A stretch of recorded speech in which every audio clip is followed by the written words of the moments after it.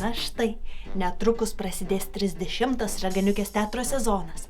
O kokias premjeras šį sezoną galėsite pamatyti Raganiukės teatre?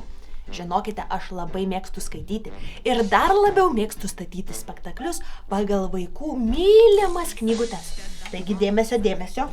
Viena iš pasakų iš spektaklių bus vaikų klasika Karlas Kolodis Pinokis. Tai pasaka apie medinuką berniuką, kuris norėjo tapti tikru gyvu berniuku. Labai jūsų lauksiu šiame spektaklyje. O koks dar spektaklis jūsų laukia? Pažiūrėkim, kągi čia turim. O, Pelenė.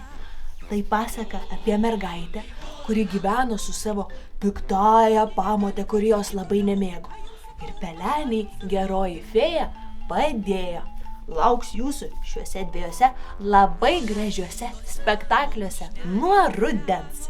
Iki susitikimo!